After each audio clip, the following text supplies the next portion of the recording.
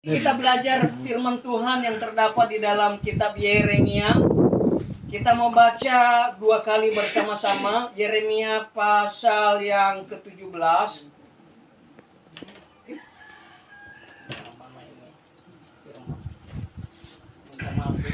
Bapak-bapak, beginilah kehidupan sekarang. Pasal apa? 17.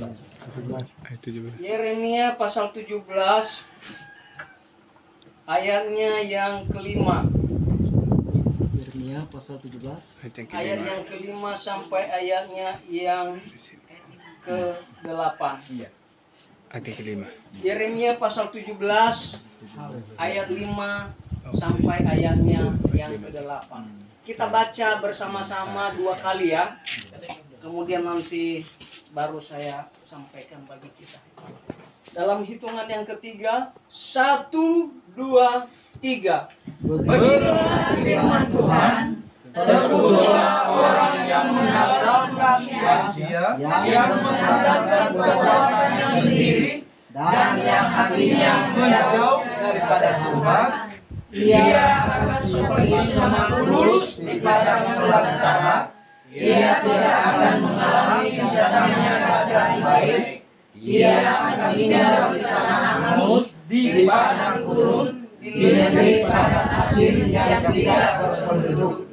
Diberkatilah orang yang mengandalkan Tuhan, yang menaruh harapannya pada Tuhan.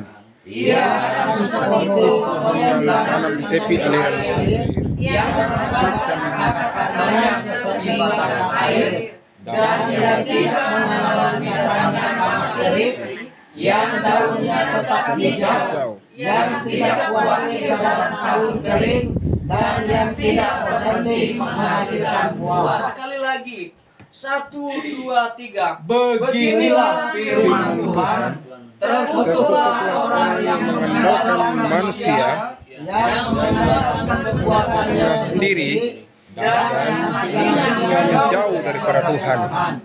Ia akan seperti kurus di padang belantara. Ia tidak akan mengalami datangnya keadaan baik. Ia akan tinggal di tanah hangus, di padang gurun, di negeri padang asing yang tidak berpenduduk. Diberkatilah orang yang mengandalkan Tuhan, yang menaruh harapannya pada Tuhan. Ia akan seperti pohon yang ditanam di tepi aliran, yang menambah akar-akarnya ke tepi mata air, dan yang tidak mengalami datangnya panas terik, yang daunnya tetap hijau, yang tidak khawatir di dalam tahun kering, dan yang tidak berhenti menghasilkan buah. Terpujilah Tuhan yang punya firman. Amin. Diberkatilah kita yang mau melakukan firman Amin. hidup kita. Bapak Ibu yang terkasih di dalam Tuhan, hari ini saya mau berikan tema untuk kita renungkan. Siapa yang kita andalkan dalam hidup kita? Sekali lagi, siapa yang kita andalkan dalam hidup kita? Bapak Ibu yang terkasih di dalam Tuhan, hari ini saya diajar, Bapak Ibu diajar melewati firman Tuhan yang barusan kita dengar. Siapa yang mau kita andalkan dalam hidup ini?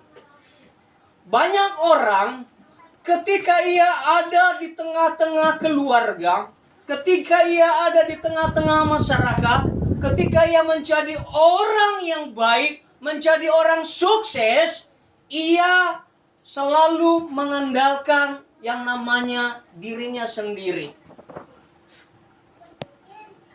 Dalam hidup ini ada dua pengandalan yang kita mau belajar.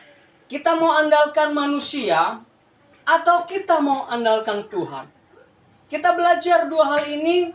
Tuhan telah berfirman, ketika saya dan saudara mengandalkan manusia, tentu ada risiko, ada ujung hidup yang harus saya tempuh, yang harus Bapak Ibu tempuh. Dan tentu kita akan tuai, tidak pernah kita lepas darinya. Karena apa? Saya dan saudara telah mengandalkan kekuatan, telah mengandalkan manusianya kita. Manusia itu bukanlah segala-galanya. Manusia itu seperti kata di bawah tempurung. Bapak Ibu, sebenarnya kami tidak pernah bermimpi ada lagi ke Kalimantan. Di tahun 2009, saya dan istri bersama dengan anak-anak melangkahkan kaki pulang ke Sumatera. Mengapa kami harus pulang? Karena kami berpikir, untuk apa saya ada di Kalimantan? Kita hanya mengemis, kita hanya banting tulang untuk bekerja mencari nafkah hidup. Dan itu adalah tragedi yang pernah kami alami. Tetapi Bapak Ibu, ketika kami mendengar berita dari keluarga sama saudara yang pangkatnya yang hebat-hebat, di sana ada jaminan. Ada jaminan hidup. Tetapi jaminan itu apakah kami terima atau tidak? Perjalanan kami ketika kami hidup dalam pelayanan pulang ke Nias, ada paman yang bekerja di Dinas Pendidikan sudah memberi jaminan. Nah, pulang, ngapain kau mengajar di sana cuman PAUD? Di sini kalau tamat sarjana, seharusnya kamu nanti akan diberikan di sekolah mengajar di SMA, paling tidak SMP. Wah, tergiur. Oh iya juga ya. Di sana tinggal menghitung jam, kalau kita bisa buka les lagi, ya puji Tuhan. Ada kesempatan karena ada jaminan. Tetapi mau tahu enggak Bapak Ibu, ketika kami berangkat dan pulang ke Nias, belum ada saya ketemu dengan paman itu, kepala dinas, meninggal. Meninggal. Belum kami ngomong, paman, kau kasih kami mengajar di mana? Tempatnya di mana? Lokasinya di mana? Belum. Tetapi yang saya ketemu hanya tinggal mayat di atas peti. Di situ adalah suatu pertanda bagi kami bahwa ketika kita mengandalkan manusia, kita akan mengalami kecelakaan dan tidak pernah kita akan dapat apa yang menjadi tujuan hati kita. Amin. Ya. Itu sebabnya saya dan saudara hari ini mau belajar. Jangan pernah sekali-sekali kita mau mengandalkan kekuatan kita. Saat ini kami sedang dalam proses. Saya mau menyampaikan ini, kenapa saya rindu menyampaikan ini? Supaya Bapak Ibu, saudara-saudara tidak mengalami proses sepahit yang apa yang kami alami. Dan saya bersyukur kalau kami bisa mengalami proses itu. Karena apa? Emas akan menjadi emas yang murni ketika ia mengalami proses. Amin? Berdoa bagi Bapak Ibu, kalau Anda belum mengalami yang namanya proses, maka berdoa dulu, apakah saya ini sudah hidup benar di hadapan Tuhan atau tidak. Jadi ketika kita mau dipakai Tuhan ada proses. Itu sebabnya dalam pelayanan, dalam kita berjemaat, kita harus andalkan Tuhan, jangan andalkan gembalamu. Ketika kami melayani di suatu tempat yang namanya Kemundok, jemaat itu rupanya mengandalkan gembala. Ketika gembalanya tidak ada, jemaatnya tidak mau ibadah. Di Semayung tidak seperti itu, amin? Amin. Di jemaat-jemaat yang lain pun tidak seperti itu. Saya pusing 7 keliling. Bagaimana mau memberikan pengertian kepada jemaat yang kami pernah layani? Ketika kami tidak ada, mereka tidak sembahyang. Kenapa tidak sembahyang? Karena tidak ada paduha. Waduh, salah! Karena selama ini kami ada bersama-sama dengan mereka, memimpin mereka, bukan berarti kita mau harus mengandalkan manusianya paduha. Sampai berapa orang hamba Tuhan itu diganti, tidak diterima. Akhirnya saya juga turun tangan, turun memberikan pengertian. Bapak Ibu yang terkasih, ini adalah salah satu prinsip manusia yang mengandalkan manusia. Dia selalu memandang, oh rupanya Pak Duha itu baik. Oh rupanya persekutuan PPHTGB ini baik. Persekutuan ini memang baik, tetapi ori yang baru kena panas. Ya. Bapak Ibu yang terkasih di dalam Tuhan, ini kehidupan. Ini realita yang harus saya dan Bapak Ibu jalani. Itu sebabnya mari kita jangan mengandalkan kekuatan kita. Ketika kita mengandalkan kekuatan, maka kita akan menjalani jalan yang buntu. Kita tidak akan pernah mendapatkan tujuan yang harus kita tempuh. Itu sebabnya beberapa bulan terakhir ini mau ke sana, mau ke sini, mau ke sana, mau ke sini, saya hanya bilang sama istri saya tidak mau lagi kena pukul oleh Tuhan kedua kalinya. Kenapa? Setelah kami pulang ke Nias, istri melamar, kemudian saya tanya istri gimana hasilnya mah? Wah, puji Tuhan pasti ada harapan. Rupanya di Nias itu ada yang namanya lobby-lobby. 80, 100, siapa yang besar duit, itu yang masuk. Sekalipun nilainya tidak ada, tapi ketika ada uangnya masuk ke pegawai negeri. Saya bilang istri, udahlah tenang saja. Tidak lama kemudian kami menerima tawaran.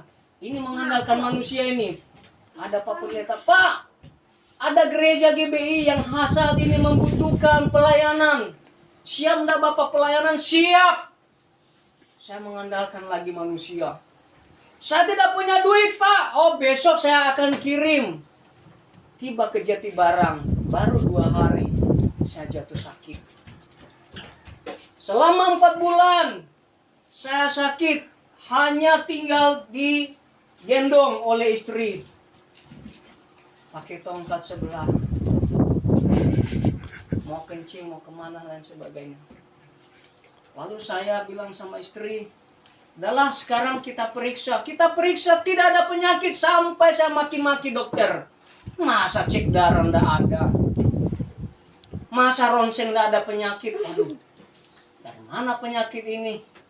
Tanya istri, gimana mak? Ini penyakit ndak ada. Akhirnya puasa Bapak Ibu. Ketika kami puasa, kami menyampaikan pergumulan. Kami harus kembali ke Kalimantan. Istri menangis. Saya tidak mau balik ke Kalimantan. Capek. Nanti lalu disuruh lagi more. Disuruh lagi nyangkul sawah. Dan lain sebagainya. Atau ada bapak-bapak pendeta yang di sini yang nggak nyangkul? Semua nyangkul. Semua nyangkul. Itu sebabnya saya nggak mau. Tapi rencana Tuhan berbeda.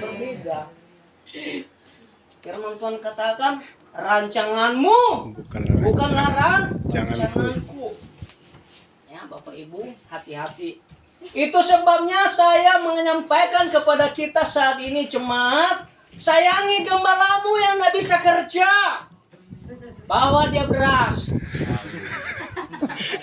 Sayangi gembalamu yang nggak bisa nore, kasihkan dia duit. Amin. Supaya nggak dia sakit encok-encok kerja. Amin Bapak Ibu. Mana jemaat semayang di sini? Mana jemaat-jemaat di sini dulu? Ya, saya percaya nanti setelah dengar khotbah ini, ya rupanya Pak Duha ini dulu tidak mau datang ke Kalimantan karena merasa encok cari duit. Nah, merasa encok cari sesuap nasi. Tapi puji Tuhan, hari ini kami tidak lagi encok. Ini, karena kenapa? Ketika saya dan saudara hidup mengandalkan Tuhan, ya maka Tuhan katakan apa? Hidup ini seperti seperti apa tadi yang disampaikan di sini? Orang yang mengandalkan Tuhan Seperti pohon yang ditanam di tepi aliran air. Kalau kita mengandalkan manusia, maka tidak akan pernah kita akan mendapatkan ujung. Kita tidak akan pernah mendapatkan damai. Kita tidak pernah akan mendapatkan apa yang kita harapkan. Semua adalah sungut-sungut, semua adalah sakit dan sakit. Tetapi ketika kita mengandalkan Tuhan, Firman Tuhan katakan kita ini seperti pohon yang ditanam di tepi aliran air. Daunnya tetap hijau, akarnya merambat, dan akan memberikan buah yang baik dan banyak. kita akan menghasilkan, kita akan memberikan buah yang banyak. Amin. Walaupun dalam perjalanan hidup kita, ketika kita mengandalkan Tuhan, kita pun diinjak-injak. Pernah enggak hidup dalam Tuhan? Oh, selamat pagi Pak.